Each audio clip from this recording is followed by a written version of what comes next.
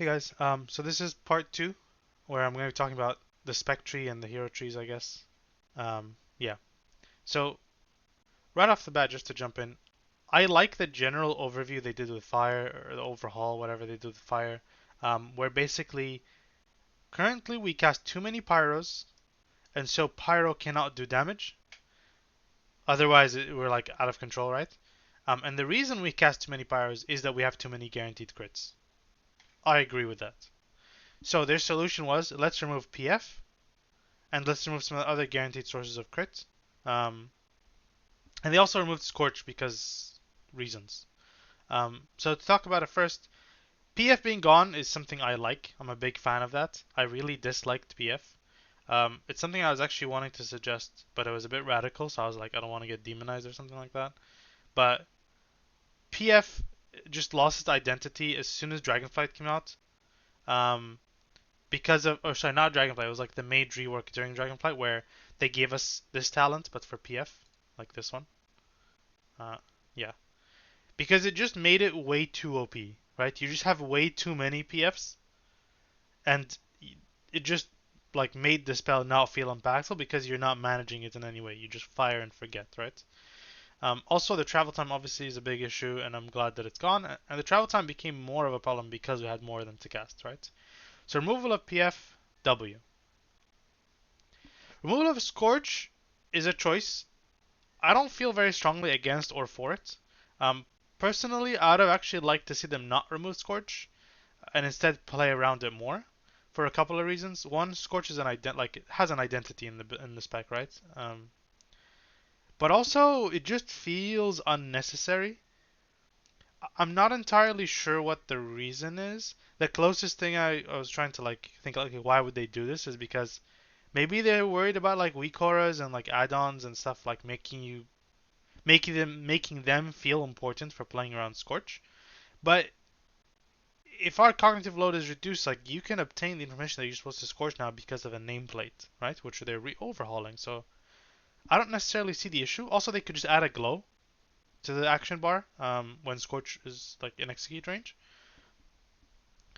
So that seems odd to me that they removed it and instead just made it baked into Fireball. Especially because we have a problem, and I'll touch on this later, where we just have too few spells to make interesting gameplay, in my opinion, or like create these moments of satisfaction in the rotation.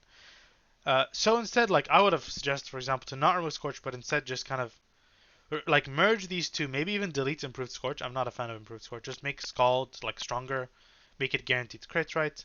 Make it do more damage as well, like with this stuff. Um,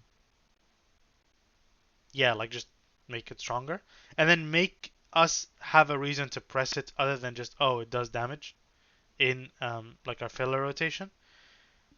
I'm not entirely sure what that would look like, the extra thing that would make you want to press it, especially if they don't want us to have more hot streaks. It would be kind of weird because the guaranteed crit spell. Um, so yeah, I'm not really sure in that regard how it would have done, and maybe that's enough of a reason to want to remove it. And like I said, that's why I'm not super like unhappy or something that it's gone. I'm pretty much okay with it, but it leaves a void, and like I said, I'll touch on it later. Yeah. So the next thing, like to talk about some of the other problems and not like neutral things, I guess, is the Meteor situation. Meteor is gated behind Flame Patch at least, if not also Flame Strike and Fuel the Fire. I'm not sure what's supposed to happen here with these because on Alpha you don't need to spec into these to move on to the next gate. So like if I could remove these and have 2 points, like I'm putting them in spontaneous and then like what, like frenetic for single targets, or like I guess this if. But anyway, like the point is that like you have a lot of points here, so I'm assuming that you're gonna be able to you're gonna be forced to take these two. But then Meteor is gated behind Flame Patch, and you're playing Frostfire Mage, and you need Meteor. Like yeah, you could skip it and just go for a Firefall, but it seems odd to skip the identity of the build, right? As like the core ability. I feel like it's very unintuitive.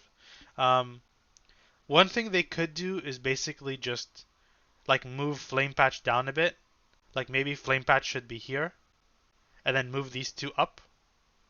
so that while you're forced to take these two, it doesn't feel like Meteor is gated behind anything because you're forced to take these anyway. That could be a solution. Uh, yeah, I feel like that's the easiest one because this is accessible no matter what. So you could just boom. And I mean, and if you move these three up a point each, like all of these contribute to Flame Strike anyway, right? And Meteor, so it seems fine to me. Yeah. The next issue I want to talk about is just the number of quote unquote filler points. Um, so okay, to preface this, I need to say not all points need to make rotations different. I think it's completely okay for a point to just be passive, like you play it passively or something like that. The only thing is, there's a distinctive line between something being played passively and something not even being felt or having a presence at all. Um, so I'll give you a couple of examples on live. A point that you play largely passively on live is something like Controlled Destruction, or even like Ashen Feather, or you know, um, maybe Pyromaniac, like is a great example, right? It's a shame that this isn't played more often. But these spells have use cases, and they do things that you sometimes play around, right? So, for example, Controlled Destruction, when it comes to like target swapping and stuff, it's good to keep this in mind, right? How to play around this. Ashen Feather, like I talked about, knowing what target counts, like, oh, I should not take Ashen Feather on Soul Hunters because I'm gonna have like too much downtime or something like that, right? Or I don't feel bad about pressing PF right before ad spawn because I'm buffering the damage anyway, and then like there's value in that. Pyromaniac just looks cool, like you're firing an extra pyroblast, like there's an animation involved, and it can even benefit procs. Like if you have SKB, it gives you extra stacks, right? That is starkly different from something like this, where it's just damage. You're not actually noticing it. You're not seeing it. If this talent didn't exist, if you told me that this talent was just bugged the whole time for like 3 expansions, you wouldn't even be able to tell unless you actually tested it, right? And I think that's very strange. Talents should not be merely adding damage as damage, right? Just if this is needed for the spec to be good, buff it, right? There's no meaningful choice of like, oh, I'm gonna make my pyro stronger. Of course I want my pyro stronger. Especially when it's pyro and flame strike. It's my two spenders. Like, why would I ever not pick this? Right? If it was only pyro and then another one was only flame strike, then maybe there's a choice. Maybe. Right? But I would still say these are boring. But yeah, that's that. The next thing is this utility. Pure utility, mind you. Now, the problem that I have with this is like I think utility in the tree is not great, but it's utility that isn't even that great. Like the utility isn't strong, right? Movement speed for fireball in execute isn't really that useful. If this was like when fireball lands on a target below, or when fireball damages enemy below 30% health, your next fireball is castable while moving. Like that would be a complete game changer, right? Like you actually might take that given a fight is demanding enough and execute. That would be a good choice. Like, oh, I don't do enough damage because I'm moving too much. I'm gonna take that. Giving us movement speed just doesn't make sense. Like I don't get it because I'm not casting while moving anyway. So it's like, why would I ever take this? Like, oh, I'm gonna get to my destination 3 seconds faster. Like I have Shimmer and G Invis already. It just doesn't feel interesting. So really, really not a fan of this. And then another one that just does damage basically is this one, where Hot Streak increases the amount of ignite damage from Pyro and Flame Strike. I get that it's meant to be maybe like oh, I'm gonna take this if I want cleave, like more cleave value or something like that. The issue is that this carries inherent single target value, and frankly, it's just not. Once again, it's not something you ever notice. Like I said, if this was just bugged and you wouldn't be able to tell, then it's not a good talent point in my opinion. As respectfully as possible. It just doesn't fulfill any sort of joy or excitement or feel anything. So from the way I see it, these 2 points need to be changed. This one is extremely boring and probably should change. And then the last is these 3. So when it comes to these points over here, this one just makes IB spread to an additional target. I don't hate this too much. Like it's okay. Especially because this is an incremental choice. So it's 2 points, right? So you can be like, oh, I want it to spread to 2 targets or only 1 target based on my target count. That's kind of cool choice in my opinion, right? This just feels not it. This point here, I will never be excited about taking this, and the only reason I would ever take this is to take this, right? I'm never concerned about my ignite damage outside of combustion.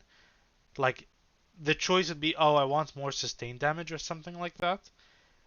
But the issue is that that kind of choice does not work with the rest of the kit. I get the vibe of because how much power is in our combustion.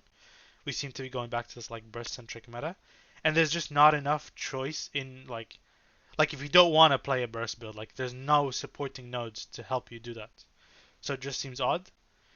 It's flavorless. And then lastly, this. So Cinderstorm is a cool ability, and I like they want to introduce something iconic back. This is not super iconic, but it's something, right? My issue is as follows. If we're not going to cast Pyroblast enough, because we're going to be weaker, then this talent will not proc that much unless the number is really high. If the number is really high and it's passive, you're not going to feel excited that it's procced. And if it's really low proc rate and it's passive, you're just going to feel like it's useless. The only way for this to work is if this talent is low proc rate, passive, and does a lot of damage, so you're excited when it procs. The problem is the damage on this, for what it's worth, is really low because it's one target only, 200% spell power, which is slightly more than an IB. But keep in mind, IB is a guaranteed crit, and this isn't. So there's a time, like 1 minus your crit chance, where Cinderstorm will do less damage than IB. So it's like, oh, okay, well, then, but it's spreading Ignite to an extra target. But it's spreading 50% of an Ignite, and mind you, the way Ignite works is that it replaces the weakest Ignite. So if you're in a situation where, like, you're specking into 2 extra targets spread, and then there's another point that spreads to an extra target, this one. So, like, if you're against 1, 2, 3, so you're on 4 targets, like main plus 3. If you're on 4 targets, the Ignite portion here will do nothing. And if you're on more than 4 targets, it seems like you wouldn't want to play this anyway, and you'd want to play Flame Strike. But why would I ever spec Ignite stuff and Flame Strike? There's just a sort of like flavor disconnect here. So this seems very strange to me, and because of that, the design of this spell just doesn't make sense to me as what it's trying to achieve. I would love to hear what the idea behind this is.